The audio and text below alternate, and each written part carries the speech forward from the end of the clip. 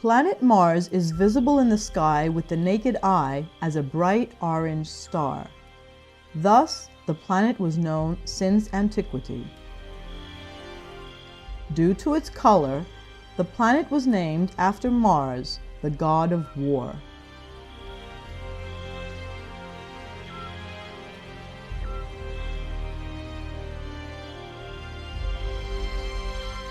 The observations of the strange path of Mars among the stars made by the Danish astronomer Tycho Brahe led Kepler to discover the laws of planetary motion.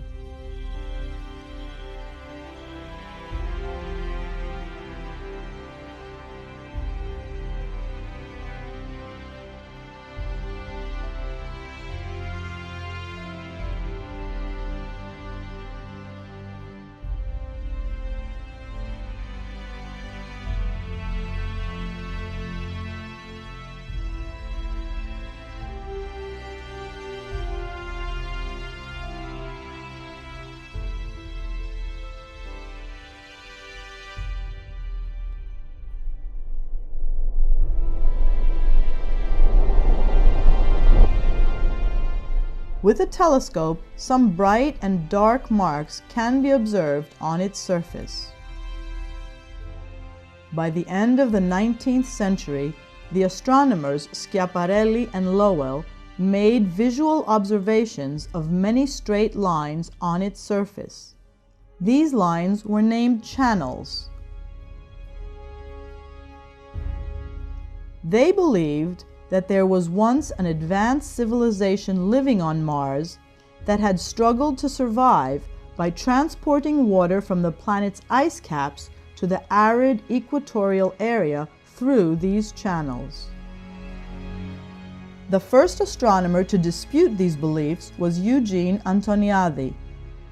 By observing the 1909 apparition of the planet with the then enormous Meudon Great Refractor, Antoniadi proved that the channels were an illusion, and under perfect seeing conditions, they were fractured geological formations.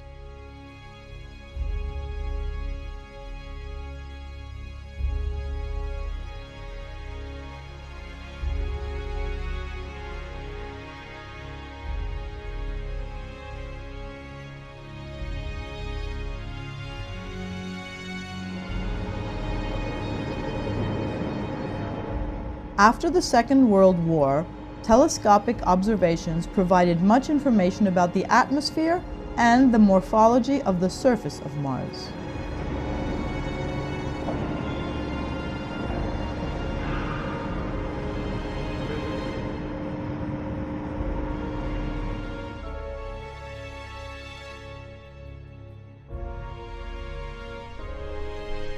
The real exploration of the planet began in the 1970s with the use of unmanned spacecraft.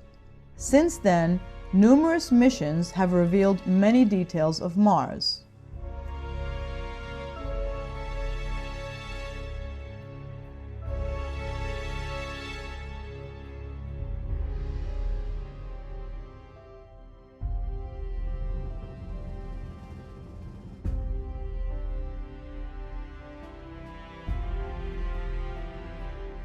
We have also managed to land remote-controlled small vehicles equipped with special instruments to study the soil of the planet and search for elementary forms of life.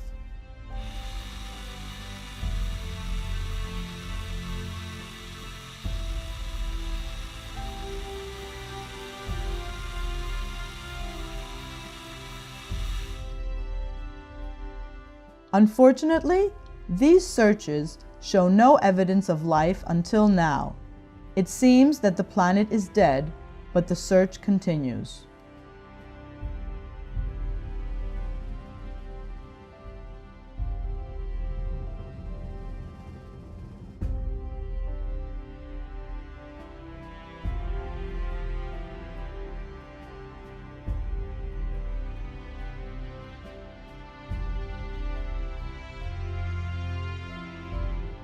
We now know that Mars orbits the Sun at the mean distance of 228 million kilometers. We also know that the planet rotates around its tilted axis in 24 hours and 37 minutes. Its diameter is 6,794 kilometers, and its mass only 1/10 of Earth's. This small mass is the reason that the red planet cannot retain a significant atmosphere.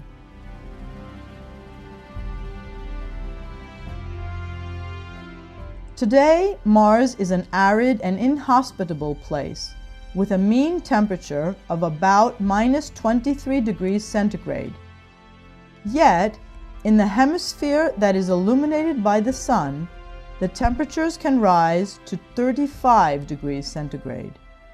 Its thin atmosphere has strong winds and dust storms, and consists mostly of carbon dioxide and nitrogen, with only traces of oxygen.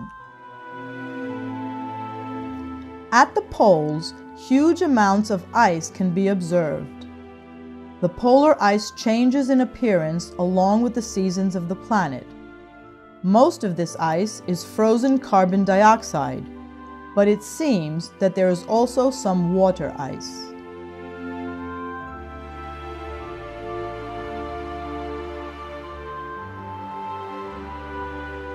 On its surface, many mountains, valleys, highlands, deserts, and empty riverbeds were observed.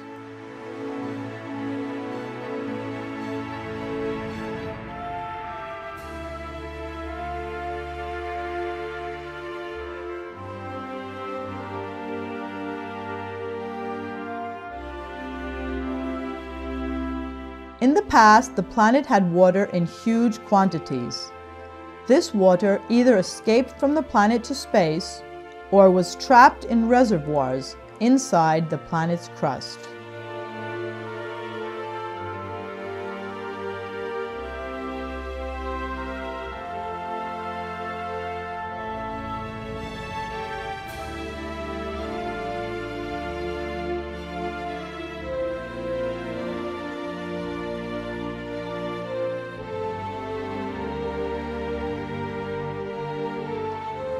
There are also numerous small and big craters and some huge inactive volcanoes. The biggest volcano on Mars is Mount Olympus and is 25 kilometers high. Its base covers 600 kilometers. This volcano is the biggest in the solar system.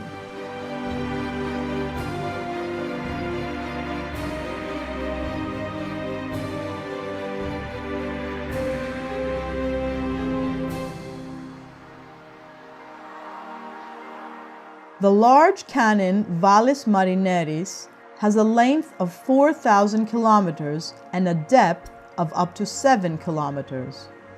The length of Valles Marineris is equivalent to the length of Europe and extends across 1/5 the circumference of Mars.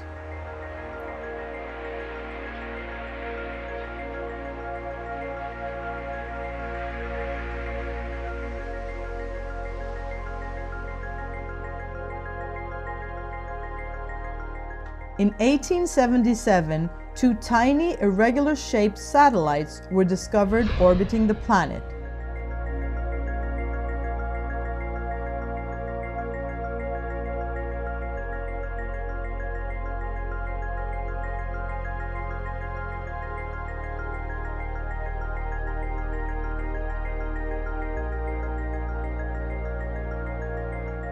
The largest satellite, named Phobos, is 27 by 22 by 18 kilometers, and the smaller, Deimos, only 15 by 12 by 10 kilometers.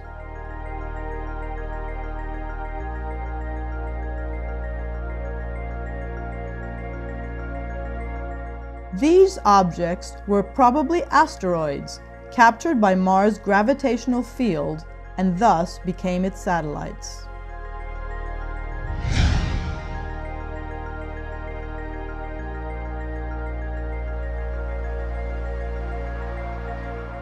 In the near future, we could build scientific colonies on the planet in order to explore and reveal all the red planet's secrets. We have already designed instruments and vehicles to be used by astronauts in future explorations.